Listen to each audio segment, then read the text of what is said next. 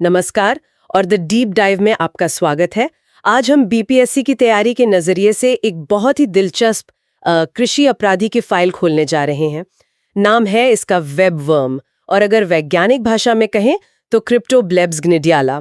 हमारे पास जो नोट्स हैं वो इस अपराधी की कह सकते हैं पूरी कुंडली है, और आज हमारा मिशन है इसकी पहचान करना, इसके काम करने का तरीका समझना और आखिर में इसे पकड़ने की एक अचूक रणनीति बनाना। तो चलिए इस केस को सुलझाना शुरू करते हैं। सबसे पहले इस संदिग्ध की पहचान कैसे की जाए, इसका हुलिया क्या है? बिल्कुल, किसी भी अपराधी को पकड़ने के लिए सबसे पहले उसका सही हुलिया जानना जरूरी है। हमारे नोट्स के मुताबिक हमें इसकी 3 अवस्थाओं पर गौर करना होगा: लार्वा, प्यूपा और वयस्क। और खेत में जो असल तबाही मचाता है वो है इसका लार्वा रूप। तो हमारी जांच यहीं से शुरू होती है। तो ये लार्वा दिखता कैसा है? नोट्स में इसके कुछ बायोमेट्रिक्स दी गई हैं, जैसे लंबा शरीर और गहरा भूरा रंग।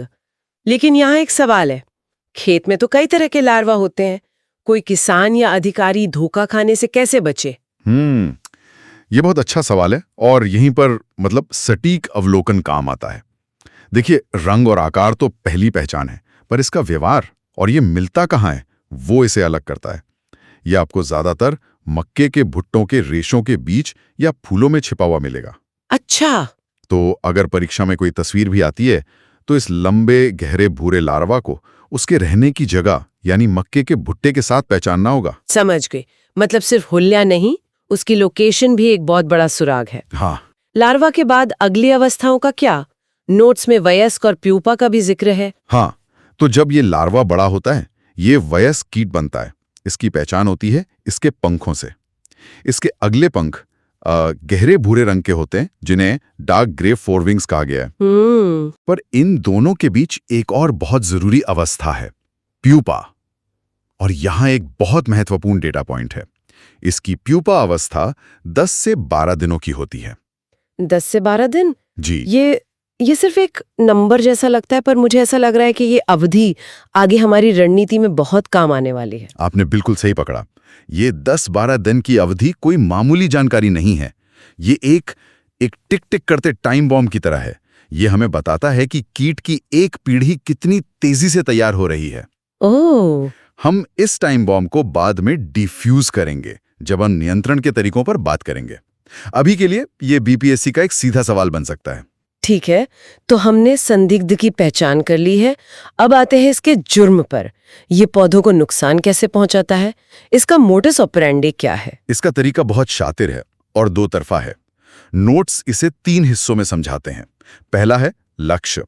ये मक्के के फूल के एक खास हिस्से लेम्मा को अपना निशाना बनाता है। लेम्मा, ये क्या होता है? पौधे का कोई कमजोर हिस्सा है क्या? आप इसे फूल की पंखुड़ी का एक तरह का सुरक्षा कवच समझ सकती हैं। ये कीट बहुत चालाक है। वो सीधे पौधे के सबसे नाजुक हिस्से यानी उसके प्रजनन अंग पर हमला करता है। अच्छा।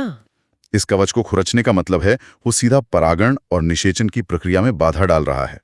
ये पहला हमला है। मतलब ये सीधे पौधे की अगली पीढ़ी पर हमला कर रहा है। इसके बाद? नोट्स में क्लोरोफिल खुरचने की बात है। बिल्कुल। लेम्मा को निशाना बनाने के बाद इसकी अगली क्रिया होती है क्लोरोफिल को खुरचना। इसे ऐसे समझिए कि ये पौधे के सोलर पैनल को तोड़ रहा है। Solar panel? हाँ, क्लोरोफिल ही तो वो चीज है जिससे पौधा धूप से ऊर्जा बनाता है। अगर सोलर पैनल ही टूट गया तो पौधा ऊर्जा कैसे बनाएगा, और बिना ऊर्जा के वो अच्छे दाने कैसे पैदा करेगा? वाह, मतलब पहले प्रजनन तंत्र पर हमला, फिर ऊर्जा बनाने के सिस्टम पर। ये तो बहुत सोचा समझा हमला है। और तीसरा कदम? तीसरा कदम है बदलाव। जब फूल से दाने बनने लगते हैं तो ये अपना ध्यान उन दूधिया दानों पर लगा देता है। ये उन नर्म विकास कर रहे दानों को खाना शुरू कर देता है। तो देखिए, पहले फूल को नुकसान पहुंचाया, फिर पौधे को कमजोर किया, और अंत में जो फसल पैदा हुई उसे भी खाना शुरू कर दिया। एकदम। ये फसल को पूरी तरह से बर्बाद करने का एक पूरा प्लान है। ये तो वाकई एक गंभीर कृषि अपराधी है। तो खेत में इसका सबूत क्या मिलता है? ये अपनी क्या निशानी छोड़ जाता है? ये अपनी एक बहुत ही खास निशानी छोड़ता है। नोट्स में इसे वेबिंग ऑफ मेज कॉब्स कहा गया है। मतलब मक्के के भुट्टों पर जाला बनाना? हाँ, आपको भुट्टे के दानों और रेशों के बीच एक घना जाला बुना हुआ मिलेगा। अगर संक्रमण बढ़ चुका है तो ये जाला एक पक्का संकेत है। अरे, मतलब ये कीट सिर्फ खाता ही नहीं है, भुट्टे के ऊपर अपने लिए एक सेफ हाउस भी बना लेता है। बिल्कुल सही शब्द इस्तेमाल किया आपने। ये जाला सिर्फ एक निशानी नहीं, ये खुद में एक समस्या है। ये लार्वा को शिकारियों से और कीटनाशकों से भी बचाता है। अच्छा। साथ ही इस जाले में नमी रुकती है, जिससे दानों में फंगस लग जाती है। इससे दानों की गुणवत्ता खराब हो जाती है और बाजार में कीमत गिर जाती है। समझ गई, अब तस्वीर पूरी तरह साफ हो रही है। अब सबसे जरूरी हिस्से पर आते हैं, जवाबी कार्रवाई। इस अपराधी को काबू में कैसे किया जाए? अब बात करते हैं जवाबी रणनीति की। हमारे नोट्स में 2 बहुत ही प्रभावी और पर्यावरणीय अनुकूल हथियार दिए गए हैं। पहला है 5% NSKE, यानी नीम सीड कर्नल एक्सट्रैक्ट। नीम बीज गिरी का अर्क। हाँ, और दूसरा विकल्प है 1% एजाडिरेक्टिन। दोनों ही नीम पर आधारित हैं। ये दिलचस्प है, मतलब हम जैविक तरीकों पर जोर दे रहे हैं। हाँ, और ये BPSC जैसी परीक्षाओं के लिए एक बहुत ही महत्वपूर्ण दृष्टिकोण है। इसे एकीकृत कीट प्रबंधन या IPM कहते हैं। ये दिखाता है कि हमारा लक्ष्य सिर्फ कीट को मारना नहीं, बल्कि पर्यावरण को सुरक्षित रखना भी है। तो ये एजाडिरेक्टिन काम कैसे करता है? इसे ब्रह्मास्त्र क्यों कह रहे हैं? देखिए, ये कीट को सीधे नहीं मारता, ये उसके हार्मोन सिस्टम को बिगाड़ देता है। कीट खाना पीना बंद कर देता है, उसकी बढ़ने की प्रक्रिया रुक जाती है और वो प्रजनन नहीं कर पाता। बिल्कुल। ये उसे जहर देने की जगह धीरे धीरे कमजोर करके पूरी आबादी को खत्म करता है। ये एक बहुत ही स्मार्ट तरीका है। ये तो बहुत प्रभावशाली है। और नोट्स में इन दोनों की एक मानक खुराक भी दी गई है, 1 लीटर प्रति हेक्टेयर। ये आंकड़ा भी याद रखना जरूरी होगा। निश्चित रूप से परीक्षा में अक्सर यही बारीकियां पूछी जाती हैं। सिर्फ नाम नहीं, बल्कि कॉन्सेंट्रेशन, मतलब 5% NSK या 1% अजादिरेक्टिन, और खुराक 1 लेथा, दोनों ही महत्वपूर्ण हैं। सही हथियार और सही मात्रा। लेकिन किसी भी मिशन में सबसे जरूरी चीज होती है टाइमिंग। हमला करने का सही समय क्या है? हाँ, और यहीं पर पूरी रणनीति का सार छिपा है। इसे एक सर्जिकल स्ट्राइक की तरह समझिए। नोट्स में 2 हमलों का जिक्र है। पहला छिड़काव या स्ट्राइक 1 हमें करना है पुष्पगुच्छ निकलने के तीसरे दिन। पुष्पगुच्छ निकलना यानी पैनिक इमर्जेंस। ये वो अवस्था है जब पौधे में फूल आने शुरू होते हैं, है ना? एकदम सही। ये वो समय है जब लार्वा को अपना पहला भोजन यानी लेमा मिलना शुरू होता है। तो हम तीसरे ही दिन हमला करके दुश्मन को उसके पहले ठिकाने पर ही घेर लेते हैं।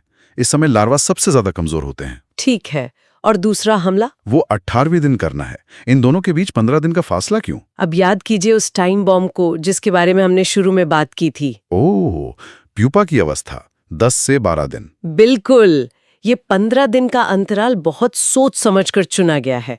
इसका मतलब है कि पहले छिड़काव के समय जो कीट प्यूपा अवस्था में थे और बच गए, वे इन 15 दिनों के अंदर वयस्क बनकर अंडे दे चुके होंगे। और उन अंडों से नई पीढ़ी के लार्वा भी निकल आए होंगे। एकदम सही। हमारा दूसरा छिड़काव ठीक उसी नई पीढ़ी को निशाना बनाता है, इससे पहले कि वो ज्यादा नुकसान कर पाएं। ये सिर्फ कीट को नहीं, बल्कि उसके पूरे जीवन चक्र को तोड़ने की रणनीति है। शानदार। तो ये सिर्फ 2 छिड़काव नहीं है, ये एक पूरी पीढ़ी को खत्म करने का चक्रव्यूह है। तीसरा और 18वां दिन, इनके पीछे एक पूरी वैज्ञानिक रणनीति है। बिल्कुल, यही वो गहरी समझ है जो एक सामान्य तैयारी और एक टॉप रैंकर की तैयारी में फर्क पैदा करती है। चलिए, तो अब जब हमने इस केस को पूरी तरह से समझ लिया है, तो परीक्षा से पहले एक BPSC डोजियर तैयार करते हैं। एक क्विक रिवीजन। यह बहुत अच्छा विचार है। पहला, पहचान। अपराधी का नाम वेबवर्म, हुलिया, लार्वा लंबा और गहरा भूरा, वयस्क के अगले पंख गहरे भूरे, और इसका टाइम बॉम्ब प्यूपा अवस्था 10-12 दिन की। सही। दूसरा, मोडस ऑपरेंडी। ये लेमा से क्लोरोफिल खुरचता है, दूधिया दानों को खाता है और निशानी क्या छोड़ता है? मक्के के भुट्टों पर बना जाला। बिल्कुल। तीसरा, जवाबी कार्रवाई। हमारे हथियार हैं 5% NSK या 1% एजाडिरेक्टिन, और खुराक 1 लीटर प्रति हेक्टेयर। बहुत बढ़िया। और चौथा, मिशन प्रोटोकॉल। पहला सर्जिकल स्ट्राइक कब? पुष्पगुच्छ निकलने के तीसरे दिन। और दूसरा? 18वें दिन। परफेक्ट। इस सारांश से बाहर शायद ही कोई सवाल बने। अब क्यों ना इस ज्ञान को परखा जाए। नोट्स में कुछ सवाल भी हैं। हाँ, जिसे एक्टिव रिकॉल कहते हैं। ये याद रखने का सबसे अच्छा तरीका है। चलिए, मैं सवाल पूछती हूँ। पहला सवाल, प्यूपा की वो खास अवधि क्या थी? थोड़ा रुक कर, 10 से 12 दिन। सही। दूसरा सवाल, लार्वा शुरू में फूल के किस हिस्से को खुरचता है? वो सुरक्षा कवच। थोड़ा रुककर, लेम्मा। एकदम सही। और आखिरी और सबसे रणनीतिक सवाल, हमारी सर्जिकल स्ट्राइक यानी छिड़काव पुष्पगुच्छ निकलने के किन दिनों बाद किया जाना चाहिए? थोड़ा रुककर, तीसरा और 18वां दिन। बहुत अच्छे। अगर इन तीनों सवालों के जवाब याद है तो समझिए कि इस टॉपिक पर आपकी पकड़ मजबूत है। तो आज की ये गहन चर्चा क्रिप्टोब्लेब्स ग्रेनेडेला यानी वेब वर्म पर थी।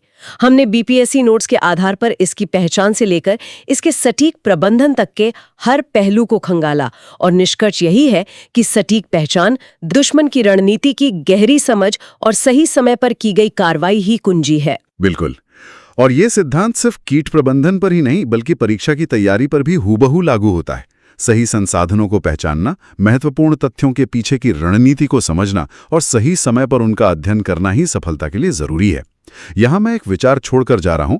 जिस तरह कृषि में सही समय पर किया गया एक छोटा सा छिड़काव पूरी फसल को बचा सकता है, उसी तरह हमारी पढ़ाई की दिनचर्या में वो कौन सा एक छोटा लेकिन सही समय पर किया गया बदलाव हो सकता है जो तैयारी के अंतिम परिणाम को पूरी तरह से बदल दे।